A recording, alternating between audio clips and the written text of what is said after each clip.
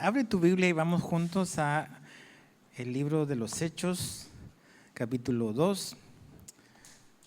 Igual si nos ayudas poniendo en silencio tu celular para evitar distracciones. Y vamos juntos ahí a Hechos capítulo 2. Vamos a estar leyendo en un momento más los versos 40 al 47, que son los que estamos usando como el texto base para esta serie sobre la iglesia. Y nada más creo que es importante que podamos como que entender cuál es el propósito de esta serie. Generalmente y un distintivo de la iglesia es que enseñamos la Biblia verso a verso. Agarramos un libro, lo comenzamos y lo terminamos, pero cada cierto tiempo a veces es importante como que a lo mejor abordar ciertas cosas que nos van a ayudar en nuestra fe y nos van a ayudar a lo mejor a prestar atención a cosas quizás más específicas que Dios quiere como que resaltar en nuestra vida. Y creo que esto de entender qué es la iglesia es algo que debemos siempre como que de tener fresco en nuestra memoria, quiénes somos y por qué hacemos lo que hacemos. Entonces, cuando veíamos hace 2 domingos atrás y comenzamos a hablar sobre la iglesia, decíamos de que hay en Mateo capítulo 16, Jesús le introdujo a sus discípulos este misterio que había estado oculto en el Antiguo Testamento, pero que iba a ser revelado, que era la iglesia, este lugar que iba a servir o en el cual Jesús iba a reunir a todas las gentes que iban a creer en él, ahora que también incluyendo al mundo que no era judío hasta ese momento. Entonces Jesús le dice a sus discípulos que esta iglesia, esta asamblea de personas era algo que él iba a edificar, que él iba a construir, que él iba a levantar. Entonces, una quizás definición un poco simple y sencilla de qué es la iglesia. La iglesia es esta comunidad de todos aquellos que a través de la muerte de Cristo han sido salvados, reconciliados con Dios y han recibido una vida nueva. Esa es la iglesia. Ahora, algo que es bueno como que recordar es que la Biblia no es una enciclopedia. No es un libro donde el autor te dice, ¿sabes qué? Ve a la página 573, el segundo párrafo, ahí está la definición de qué es la iglesia.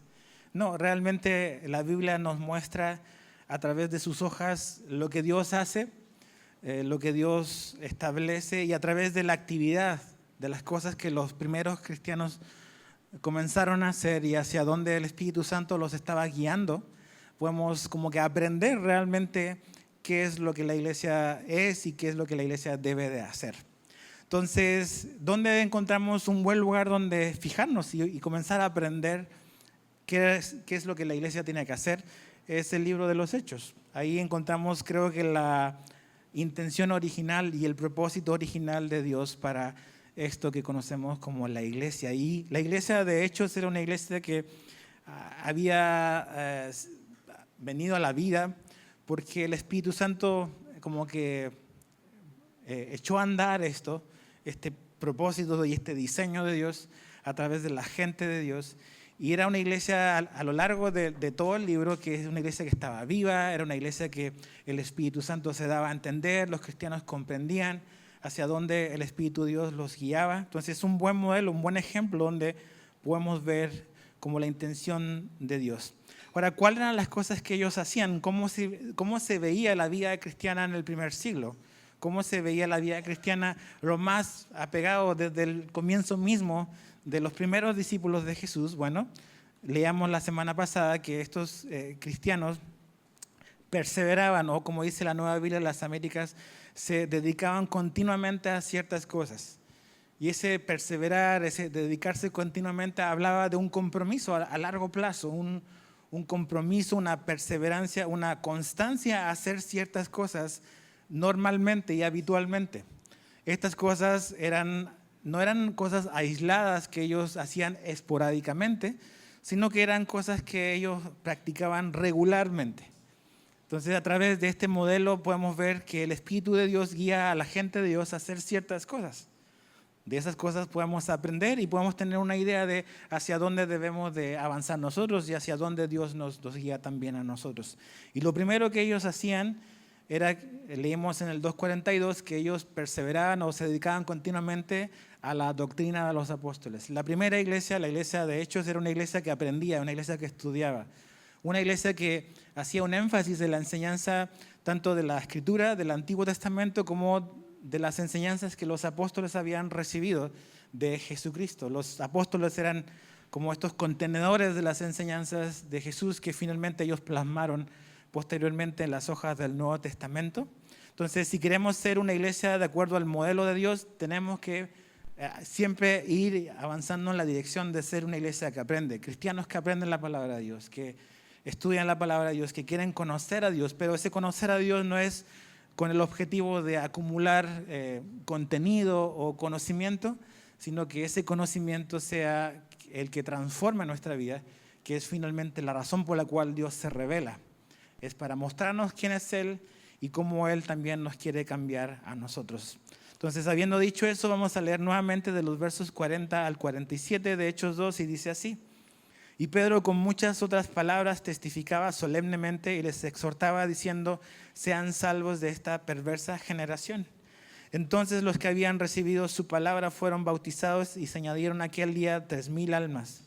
Y se dedicaban continuamente a las enseñanzas de los apóstoles, a la comunión, al partimiento del pan y a la oración. Sobrevino temor a toda persona y muchos prodigios y señales se hacían por los apóstoles. Todos los que habían creído estaban juntos y tenían todas las cosas en común. Vendían todas sus propiedades y sus bienes y los compartían con todos según la necesidad de cada uno.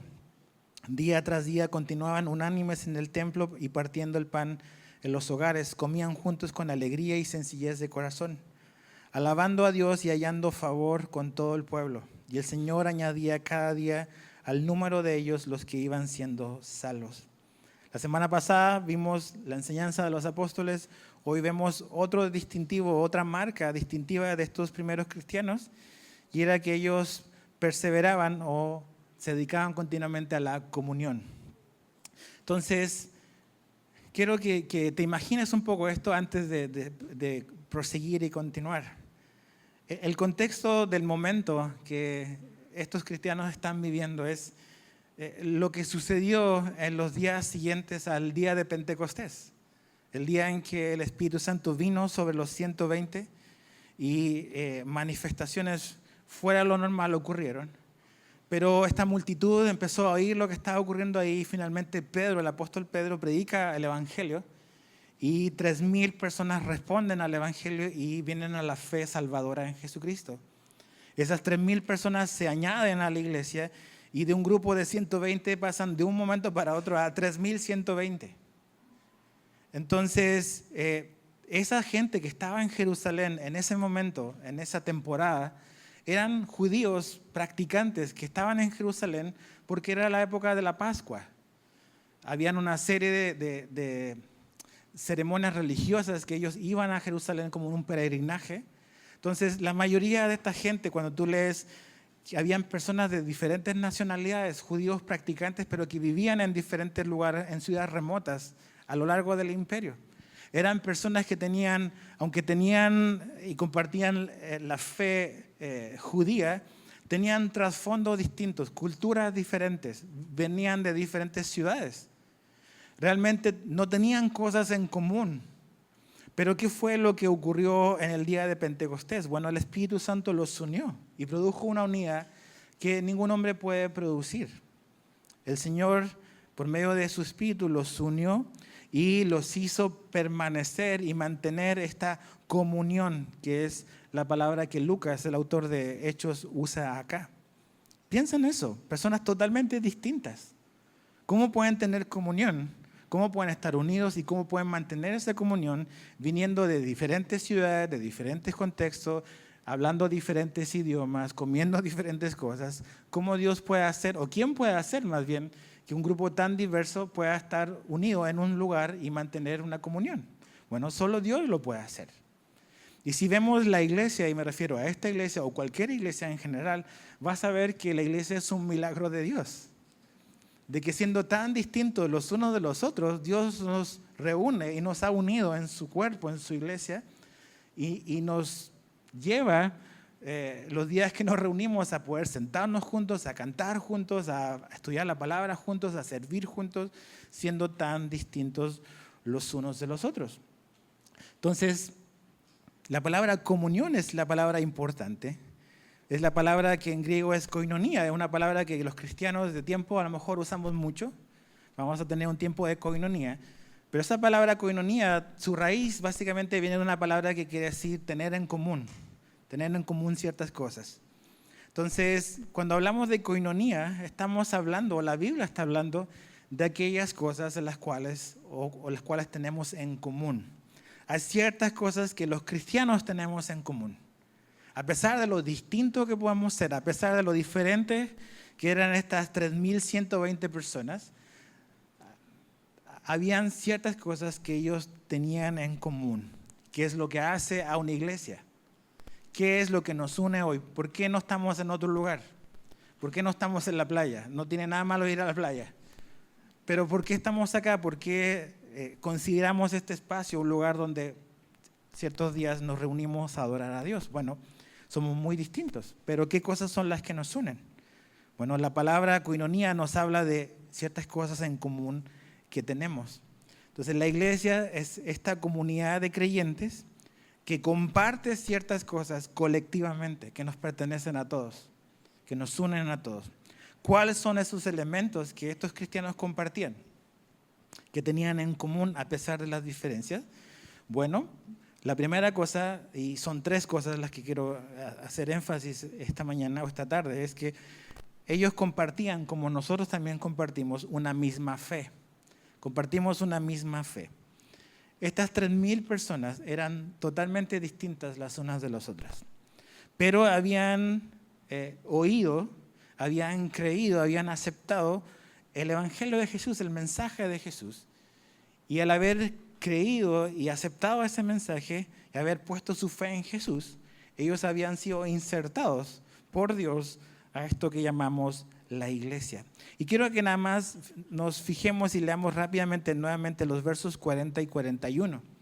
Dice, y Pedro con muchas otras palabras testificaba solemnemente y les exhortaba diciendo, sean salvos de esta perversa generación. Entonces los que habían recibido su palabra fueron bautizados y se añadieron aquel día como 3.000 personas. ¿Cómo venimos a ser parte de la iglesia? Necesitamos oír el Evangelio y necesitamos creer en el Evangelio. Necesitamos aceptar el Evangelio. Es lo que estas personas hicieron. Entonces, lo que estas personas tienen en común es tienen una misma fe. Han sido salvados a pesar de lo diferentes que ellos eran y a pesar de lo distinto que somos entre nosotros. Todos hemos sido salvados de la misma manera, mediante Jesús. Yo sé que cada historia de nosotros es distinta. Dios a lo mejor nos llegó por un camino diferente, pero el único camino para la salvación es uno solo, y es Jesús. Y conocemos a Jesús por medio de la predicación del Evangelio, la buena noticia de Jesús. Entonces todos compartimos una misma fe porque hemos sido salvados por la misma persona, a pesar de lo diferente que somos. Entonces, realmente ellos no tenían muchas cosas en común. Estos 3.120 personas. Como a lo mejor nosotros no tenemos muchas cosas en común. Pero ¿qué es lo que nos reúne? ¿Qué es lo que nos hace estar juntos? ¿Qué es lo que nos hace ser familia? No es nuestra clase social, no es tu clase social. Ellos no catalogaban y no catalogaron a estos 3.000 personas o 3.120 por, a ver, ¿de qué clase, de qué estrato eres? ¿ABC1 qué o cuál? No por esas cosas, no es por tu clase social. No es por tu color de piel, no es por tu nivel de educación, no es por tu sexo y no es por tu edad. Lo que estos cristianos tenían en común era Jesús, la misma fe. Y eso es lo que tenemos en común los que somos salvos, que estamos acá. Porque si empezamos a poner énfasis en otras cosas, en tu clase social, en tu edad, empezamos a dividirnos y a segmentarnos cuando realmente el Espíritu Santo va a atender a la unidad, no a esparcirnos. Entonces, eso es lo que nos une. Todo lo demás, tu clase social, si eres un desconocido o si eres conocido, es completamente irrelevante para Dios. Irrelevante. Lo importante y la razón por la cual estamos juntos es porque hemos sido salvados por la misma persona, por Jesucristo. Y eso es lo que nos debe de mantener unidos. Una misma fe, una misma salvación. Mira lo que Pablo le escribió a los Efesios. Efesios capítulo 4, verso 4 al 6. Dice, hay un solo cuerpo y un solo espíritu. Así como también ustedes fueron llamados en una misma esperanza de su vocación. Un solo Señor, una sola fe, un solo bautismo, un solo Dios y Padre de todos, que está sobre todos y por todos y en todos. Entonces lo que tenemos en común, que es más poderoso que cualquier otra potencial diferencia que pudiésemos tener, se llama Jesucristo. Eso es lo que nos importa y en eso tenemos que hacer énfasis. Tenemos una misma fe. Pero ¿qué más cosas tenemos en común? ¿Qué cosas compartimos a pesar de nuestras diferencias? Bueno, compartimos la misma familia. Somos una misma familia. Lo anterior, esa fe en Jesucristo, nos hace a ti y a mí y a cualquiera que ha puesto su confianza en Jesús, nos ha hecho ser hijos de Dios. La fe en Jesús nos abre la puerta para ser parte de la familia de Dios. Juan en su Evangelio, el capítulo 1, verso 11 al 13, dice, a los suyos vino y a los suyos no lo recibieron. Pero a todos los que lo recibieron, les dio el derecho de llegar a ser hijos de Dios. Es decir, a los que creen en su nombre, que no nacieron de sangre, ni de voluntad de la carne, ni de voluntad del hombre, sino de Dios. El nuevo nacimiento es una obra completamente hecha por Dios. Pero en esa obra de salvación tú y yo respondemos a la obra de Dios y es necesario creer. Entonces, al haber puesto nuestra fe y nuestra confianza en Jesucristo, eso nos introdujo a una familia muy, muy grande, muy numerosa, de personas totalmente distintas a nosotros, que se llama la iglesia. Entonces, ¿qué es lo que estas personas tenían en común? Es que ahora todas esas 3.120 personas eran una sola familia. Y eso es lo que es la iglesia, es una familia, compartimos la misma familia. ¿Y por qué compartimos o por qué somos parte de la misma familia? Porque tenemos el mismo Padre, un solo Padre. Mira lo que Juan le escribe ya a la iglesia décadas después. En 1 Juan 1:3 dice, lo que hemos visto y oído les proclamamos también a ustedes, para que también ustedes tengan comunión. Ahí está esa palabra, la misma, koinonía. Para que ustedes tengan comunión con nosotros. En verdad, nuestra comunión es con el Padre y con su Hijo Jesucristo. ¿Qué significa eso?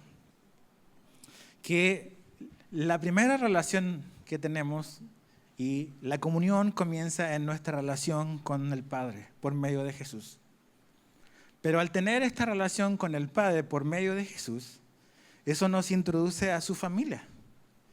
Y al ser introducidos a su familia, nos mete a un mundo donde hay muchísimas personas iguales a nosotros que han sido salvados de la misma manera por medio de Cristo. Entonces Juan le está escribiendo aquí a los cristianos diciendo que al ser Dios nuestro Padre y al tener comunión con Él, eso es lo que nos permite tener comunión unos con otros. Esa es la base de la comunión cristiana. Que primero tenemos comunión con el Padre, con Dios. Entonces, ¿qué significa eso? Que solo una relación verdadera con Dios es la que va a permitir tener una relación verdadera entre nosotros. No puede haber una relación verdadera de hermandad entre nosotros si no tenemos una relación verdadera con Dios. Porque necesitamos ser primero sus hijos. Él debe ser primero nuestro Padre para después comenzar a trabajar en estas relaciones de hermanos que tenemos. Muy importante. Por eso, una buena manera de a veces como examinar o probar cómo está nuestra fe es un buen indicador de una sana relación con Dios, es sanas relaciones con otros cristianos. Si yo no tengo una sana relación con mis hermanos en la fe, yo te voy a decir por qué eso ocurre. Porque no tienes una sana relación con Dios. Porque tener una sana relación con Dios me va a llevar, si yo tengo comunión con el Padre, tenemos comunión los unos con los otros. Por eso Juan dice, no podemos decir que amamos a Dios a quien no hemos visto y a la gente que vemos decir, no, pues no te amo. Hay una incongruencia. Entonces, una genuina y correcta y sana relación con Dios va a abrirnos la puerta a la relación con los hermanos de la fe. Y eso es lo que es un resultado de lo anterior. Entonces, la iglesia es una gran familia. Ahora, quiero que seas sincero y no me digas a voz alta, pero ¿qué tan frecuentemente o qué tan realísticamente tú ves a tu hermano o al hermano de la iglesia como tu familia? Yo no ando pensando siempre como intencionalmente en eso, pero realmente es lo que somos. Somos una gran familia. Y como toda familia, tú no elegiste a tus hermanos. Tú naciste en tu familia. O sea, no es como que te postulaste, yo voy a ir a esa familia desde antes de nacer. No, te tocó ahí y ni modos, ¿no? Entonces, así como no elegiste tus hermanos sanguíneos, tampoco eliges a tus hermanos en la fe. Ahora, yo sé que estás pensando, sí, me puedo ir a otra iglesia, ¿no? Pero no te vas a escapar de ellos en el cielo. Entonces, mejor empezar a trabajar en eso ahora, porque, no sé, a veces el sentido del humor de Dios es bien interesante. No te sorprenda que esa persona que a lo mejor no te gusta, Dios te lo pone en la eternidad al lado. No sé, es mi idea. Pero a lo que voy es que somos una gran familia. Tú y yo no fuimos creados para estar solos. No fuimos ni creados para estar solos, ni salvados para estar solos. Todos necesitamos ser amados y todos, sobre todo, necesitamos amar a otros. Y eso se da en un contexto de familia espiritual que es una de las ilustraciones que la Biblia usa para hablar de los cristianos, la familia de Dios. Entonces, mira, no vayas ahí, pero en Mateo 6, Jesús está hablando de muchas cosas, del sermón del monte, y cuando Jesús comienza a enseñarle a sus discípulos a orar, ¿cómo conocemos esa oración? ¿El qué? ¿El Padre qué? Nuestro, ¿verdad?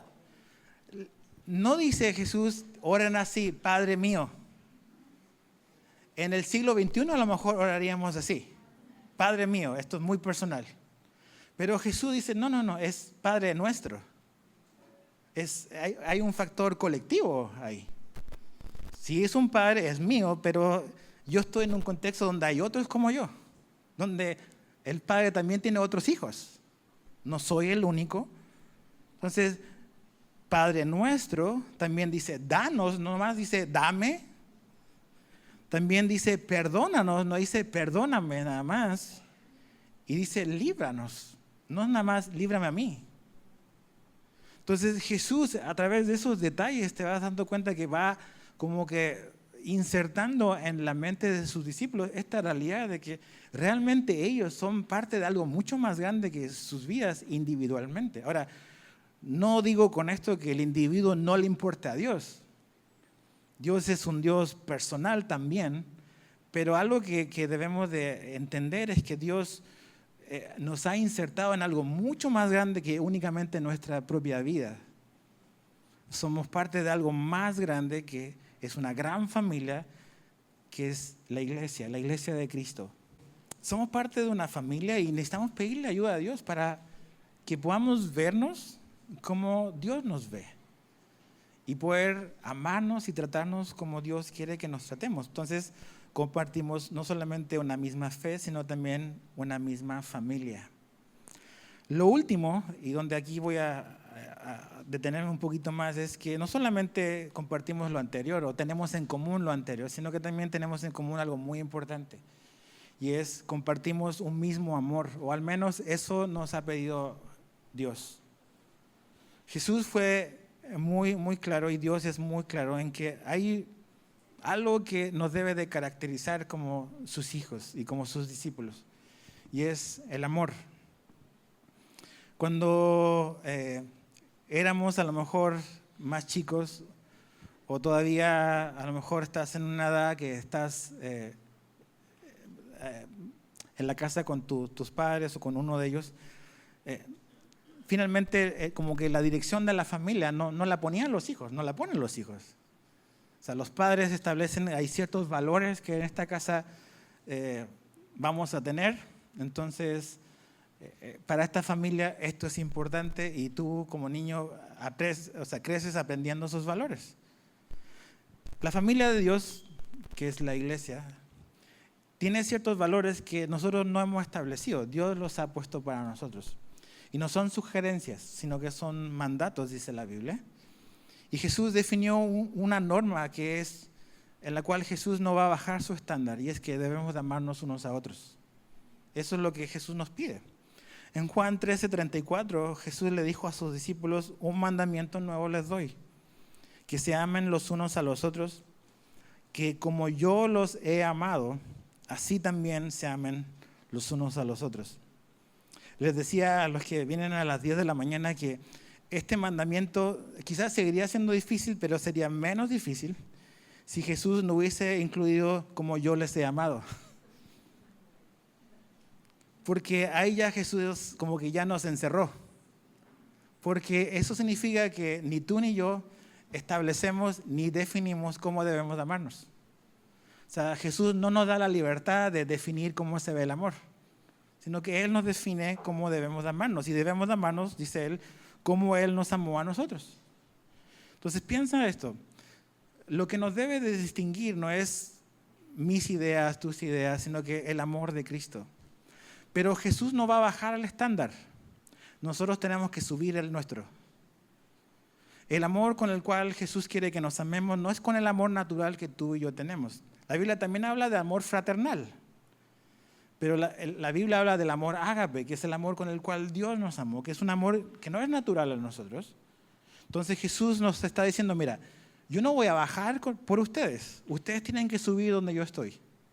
Y yo los voy a ayudar a subir donde yo estoy. Yo voy a poner este amor que ustedes no tienen para que se amen de esa manera. Y eso es lo que nos debe de distinguir. En esta familia hay un valor fundamental que es el amor que hemos recibido de Cristo, también darlo a los demás. Pablo le escribe a la iglesia en Tesalónica, en 1 de Tesalonicenses 4, 9 al 10. Dice, pero en cuanto al amor fraternal, no tienen necesidad de que nadie les escriba, porque ustedes mismos han sido enseñados por Dios a amarse unos a otros. Porque en verdad lo practican con todos los hermanos que están en toda Macedonia, pero les instamos, hermanos, a que abunden en ello más y más.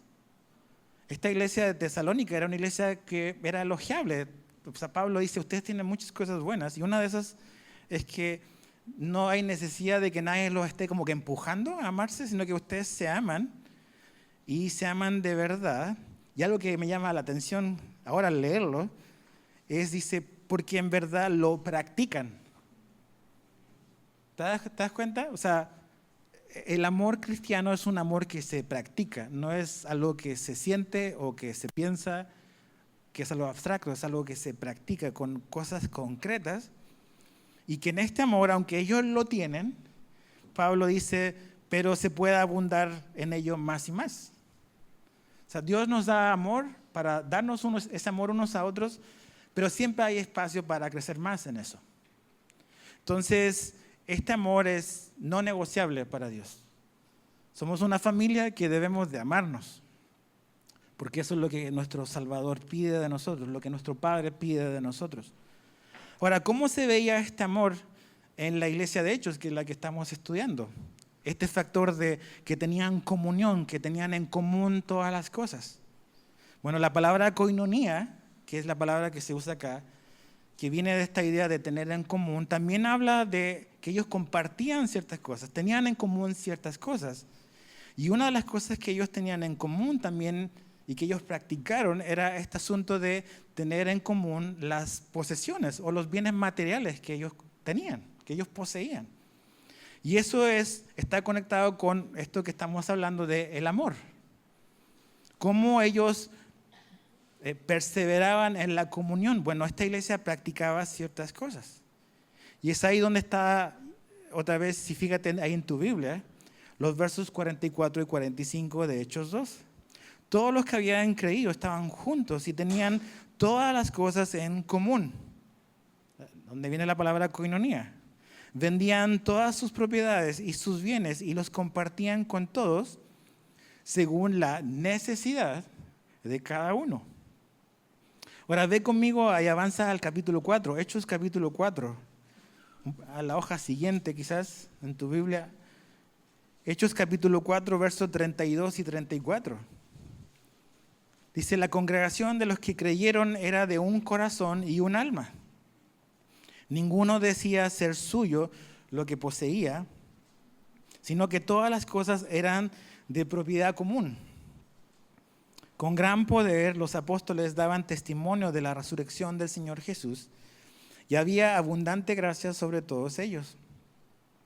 No había pues ningún necesitado entre ellos, porque todos los que poseían tierras o casas las vendían, traían el precio de lo vendido. Ahí puedes seguir leyendo después. Entonces, esto de tener en común todas las cosas, no solamente es una fe, una familia, sino que también abarcaba esta idea de, ok, Dios me ha dado cosas, Dios me ha bendecido con cosas materiales y también es algo que vamos a compartir. Ahora, me gusta lo que escribió hace muchos siglos atrás un hombre llamado Juan Crisóstomo, era un teólogo del siglo IV. Hablando sobre esta iglesia, él dice lo siguiente, dice que ellos no consideraban propio nada de lo que les pertenecía. Dice, inmediatamente la raíz de los males quedó eliminada. Nadie reprochaba, nadie envidiaba, nadie escatimaba, no había allí ningún orgullo, ningún menosprecio. El pobre no conocía la vergüenza, ni el rico conocía la soberbia. Entonces, tú dices, ay, esto como que nos confronta. ¿Cómo eso de vender si eso es mío? Eso es muy de ahora. Esto es mío y lo mío es mío. Entonces, el capitalismo dice lo mío es mío. El comunismo dice lo tuyo es mío. Pero el cristianismo dice lo mío es tuyo. Eso es. Ahora, cuando leemos cosas como estas, podemos a lo mejor muy fácilmente pensar que esto es un tipo como que de socialismo, comunismo. No lo es, en lo absoluto. A veces podemos, o algunos pueden pensar de que en cierta manera Dios o Jesús o los apóstoles están como que prohibiendo la propiedad privada y no lo están haciendo. El cristianismo no prohíbe la propiedad privada, eso lo hace el marxismo. Muy diferente. Pero algo estaba sucediendo aquí. La pregunta es, hemos estado observando estas cosas que la iglesia, los primeros cristianos como que practicaban y hacían. Y al ver lo que ellos hacían, evidentemente decimos, nosotros queremos perseverar en la palabra de Dios, queremos perseverar en la comunión, queremos perseverar en la oración que vamos a ver la próxima semana, en todo este evangelismo, adoración, todas estas cosas que vemos en los primeros capítulos, pero específicamente esta práctica o esta aplicación del amor de vender nuestras propiedades es algo que Jesús nos pide a cada uno de nosotros. Y la respuesta corta es no. Ese es un llamado que Dios a lo mejor le va a dar a algunos, pero no es un llamado que necesariamente Dios nos va a dar a todos. Y es importante verlo, porque fíjate otra vez en el verso 46, Hechos 2, 46. Dice, día tras día continuaban unánimes en el templo y partiendo el pan en los hogares, comían juntos con alegría y sencillez de corazón. El verso 46 te dice que habían personas que seguían teniendo casas. Eso quiere decir de que algunos dieron sus posesiones y vendieron sus casas o sus propiedades y otros no lo hicieron. Porque no era un llamado para todos. Algunos Dios los llamó a dar de esta manera, a otros Dios no los llamó a dar de esta manera. Ahora, esto nos confronta porque somos egoístas y no nos gusta que nos toquen nada, menos nuestra cartera. Porque generalmente ahí está nuestro Dios. Entonces tú dices, no, Jesús no pide eso. Bueno, eso fue lo que Jesús le pidió al joven rico. Vende todas tus cosas. Y decimos, no, lo que pasa es que Jesús quería como que ver dónde estaba su corazón. Realmente no quería pedirle todas sus cosas. No sabes eso. No lo sabes. Lo que sabemos es lo que salió de su boca. Es ve y vende todo. Así. Entonces, ¿qué pasa si Dios te llama a hacer eso? ¿Qué vas a decir? Bueno, algunos aquí respondieron a lo que Dios los estaba llamando. A otros Dios no los llamó a hacer eso. El problema no es que te quedes con algo y tampoco Dios te está obligando a que des todo, porque Dios no llama a todos a hacer esto. Estas cosas que practicó o cómo el amor se modeló en la primera iglesia fueron cosas que fueron como que específicas en un momento, no fueron a lo mejor replicadas en otras iglesias. Entonces eso te da un indicador, que fueron cosas muy puntuales. De hecho, una buena manera de poder saber cuándo una doctrina es una doctrina esencial que debemos de imitar y permanecer el primer filtro es, ¿lo enseñó Jesús o no? Segundo es, ¿lo enseñaron los apóstoles o no? Y tercero es, ¿lo practicó la iglesia primitiva? Si están en esas tres cosas, son cosas que creo que debemos de practicar.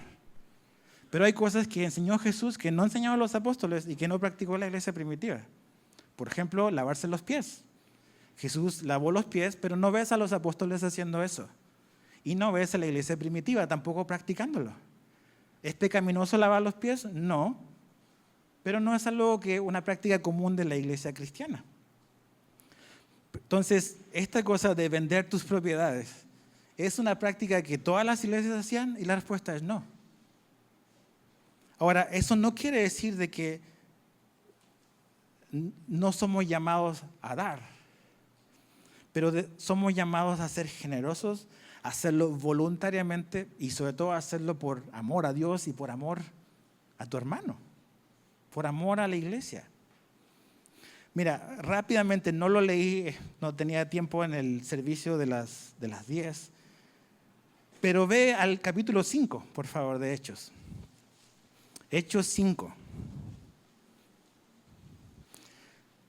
En toda esta vida de iglesia, donde la gente está siendo generosa, algunos están vendiendo sus cosas, otros no, en el capítulo 5 vemos a un matrimonio, Ananías y Zafira. Entonces dice el verso 1, pero cierto hombre llamado Ananías con Zafira su mujer vendió una propiedad y se quedó con una parte del precio, sabiéndolo también su mujer, y trayendo la otra parte la puso a los pies de los apóstoles. Pero Pedro dijo a Ananías, ¿por qué ha llenado a Satanás tu corazón para mentir al Espíritu Santo y quedarte con parte del precio del terreno? Mientras estabas sin venderse, ¿no te pertenecía? Y después de vendida, ¿no estaba bajo tu poder? ¿Por qué concebiste este asunto en tu corazón? No has mentido a los hombres, sino a Dios.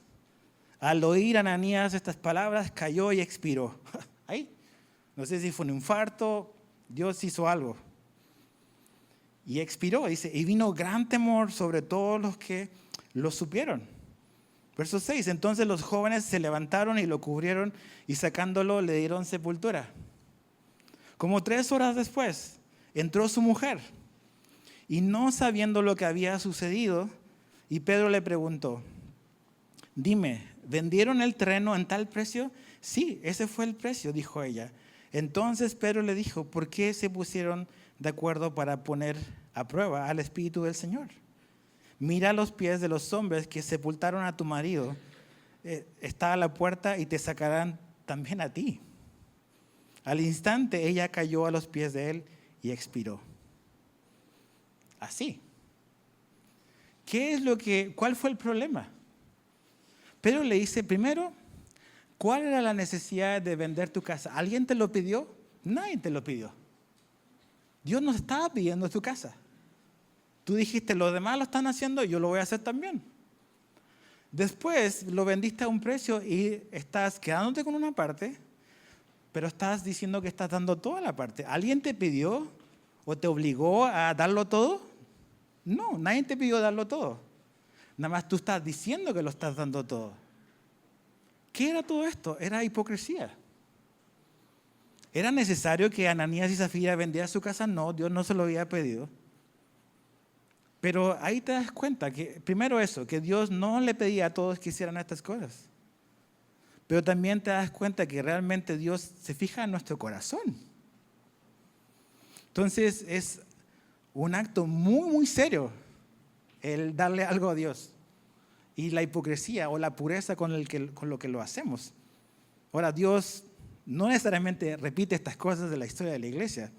Una persona decía, ¿cuánto estaríamos vivos si Dios hiciera cosas como estas todavía? Pero lo que voy es eso, o sea, la ayuda económica, la ayuda con los bienes materiales, es una expresión y debe ser una expresión de gratitud a Dios. Y debe ser una expresión de amor a tu prójimo, de amor a tu hermano. Esa era la mentalidad y la actitud que ellos tenían de tener todas las cosas en común. O sea, ellos sabían que esas cosas les pertenecían a ellos. De hecho, me gusta como lo pone el capítulo 4, otra vez se lo voy a leer, verso 32. El 4:32, ¿dónde está? Dice, la congregación de los que creyeron era de un corazón y un alma. Ninguno decía ser suyo lo que poseía. Ahí está. Ellos seguían poseyendo eso. Ellos eran dueños de esas casas. Pero ellos en su corazón sabían que eso no les pertenecía, pero todavía estaba en sus manos. Entonces, ¿cómo funcionaba la cosa? ¿Y cómo debe funcionar? ¿Cómo Dios quiere que seamos generosos? Lo que Dios ha puesto en tus manos, Dios te lo ha dado a ti. Pero no tenemos que tener la mano tan apretada como aferrarnos a algo. Porque puede darse el caso que Dios te diga y te use para poder atender una necesidad. Entonces, eso sigue siendo, algo te lo puso Dios en tu mano, pero dice que ellos no veían como suyo lo que poseían. O sea, era una actitud del corazón. No era que los apóstoles decían, a ver, dame esto, dame las llaves de tu auto. He escuchado cosas así, historias de terror en la iglesia moderna. No, yo siento hoy que alguien va a darle su carro acá, dame tus llaves. Terrible. No, ellos sabían que lo que ellos poseían seguía siendo de ellos, lo veían como que si no fuera de ellos. Y estaban con la mano abierta para que si Dios lo necesitaba, ellos estaban dispuestos a darlo. Y ese es el corazón que tenemos que tener, de gratitud. De saber que es una manifestación, es una expresión de amor, el suplir las necesidades físicas, materiales con lo que Dios te ha dado a ti. Eso es lo que ellos tenían en común. Ellos sabían que mis cosas, si Dios me las pide, yo estoy dispuesto a darlas. Porque esto le pertenece a Dios, finalmente, y yo estoy dispuesto a compartirlo. Entonces tengo dos preguntas para ti, que me las hice a mí, obviamente, primero. Me dolieron. ¿Qué bienes personales no compartirías con otros? ¿Y por qué no? ¿Qué bienes materiales no compartirías con otros? ¿Y cuáles son tus razones para no hacerlo? Segundo, si Dios te muestra una necesidad que puedes cubrir, ¿estarías dispuesto a compartir? Tienes la mano abierta. El problema es que tenemos la mano cerrada. ¿Y sabes lo que pasa? No damos, pero tampoco recibimos cuando cerramos la mano. 1 Corintios 12, 25 al 26, Pablo dice, a fin de que el cuerpo no haya división, sino que los miembros tengan el mismo cuidado unos por otros. Si un miembro sufre, todos los miembros sufren con él. Y si un miembro es honrado, todos los miembros se regocijan con él. Entonces todo el cuerpo funciona y le da atención a la parte de su cuerpo que está enfermo, que está sufriendo. Y así debemos de operar. Algo orgánico, algo de actuar juntos en beneficio de el que lo necesita en ese momento. Pero es nuestra responsabilidad. O sea, el cuerpo funciona para autoprotegerse. Se está defendiendo. Eso es lo que debemos hacer entre nosotros. Primera de Juan 3, 16 y 18 dice: en esto conocemos el amor en que Él puso su vida por nosotros. También nosotros debemos poner nuestra vida por los hermanos. Pero el que tiene bienes de este mundo y ve a su hermano en necesidad y cierra su corazón contra él, ¿cómo puede morar el amor de Dios en él? Hijos, no amemos de palabra ni de lengua, sino de hecho y en verdad. Juan es muy claro, Juan es blanco y negro. O sea, tú dices que amas a Dios, no puedes decir que amas a Dios y a tu hermano que está en necesidad cerrar tu corazón. Entonces, eso de tenían comunión, tenían ciertas cosas que compartían o que tenían en común, era eso. No solamente una misma fe, no solamente una misma familia, sino que ellos sabían que eso que Dios les había puesto en sus manos, esos recursos, estaban disponibles si Dios los necesitaba para suplir las necesidades del que lo necesitara. ¿Y sabes lo que ocurrió? Tú lees después, como leímos hace un rato, en esa iglesia no había ninguna persona que tuviese ninguna necesidad. Eso no lo logra ni el mejor plan de gobierno social, Eso lo logra el Espíritu Santo. O sea, qué padre sería decir que en esta iglesia no hay ninguna persona que tiene necesidad. Dios lo hizo con 3,120. ¿No lo va a poder hacer con 200, 300 personas? ¿Cuál es el problema? ¿Dios cambió? No. Entonces, ¿dónde está el problema? No voy a decir nada. Entonces, todos somos llamados a amarnos unos a otros, pero amarnos de manera práctica, amarnos de manera sacrificial, compartiendo con generosidad y de forma voluntaria. No es una manipulación de los líderes de la iglesia, no es una manipulación de nadie, es simplemente una respuesta a la obra del Espíritu Santo en nuestro corazón que nos ayuda y nos lleva a tener un corazón generoso, entendiendo que somos una familia otra vez.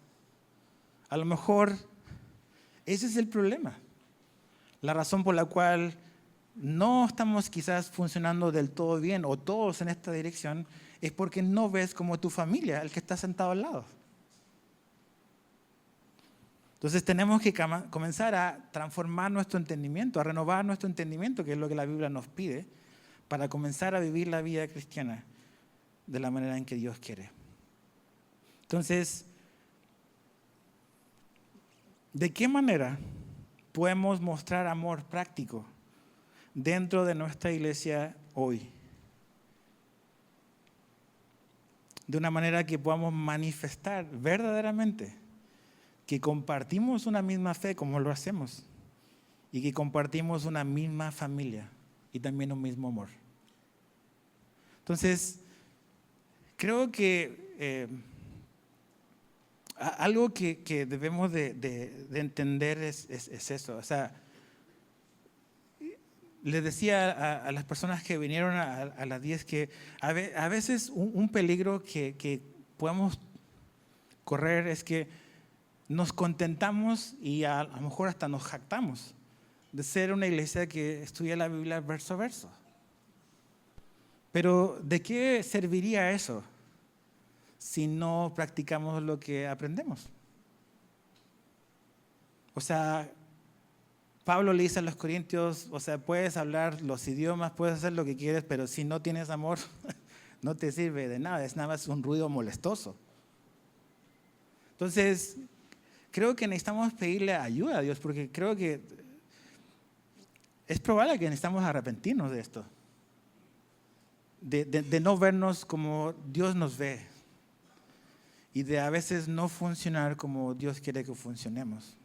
Entonces, mi oración es que podamos entender de que en esto estamos juntos, que cada quien es llamado a ocupar una posición y a funcionar en un lugar, y que esto es más orgánico, es algo orgánico, algo que el Espíritu Santo nos debe de guiar, de estar atentos de unos por otros. Y cuando vemos necesidad, pues si está en nosotros el hacerlo, pues ayudar. Y si no está en nosotros hacerlo todo, es siempre un esfuerzo conjunto, es mejor que un esfuerzo aislado. Entonces, si hacemos eso, si aplicamos estas cosas, si somos generosos, si nos vemos como una familia, si perseveramos en estas cosas, yo creo que vamos a tener un testimonio potente con el mundo. A veces la iglesia anda perdiendo el tiempo querer ser relevante con el mundo. Pero realmente la manera de ser más relevante es amarnos unos a otros. Jesús dijo eso. Entonces, que Dios nos ayude a, de verdad, mi familia, a amarnos prácticamente. No de boca, no de lengua, como dice Juan, sino de verdad. ¿Y cómo se hace eso? Una manera es de manera práctica. ¿Qué necesidad está en tus manos poder suplir y ayudar?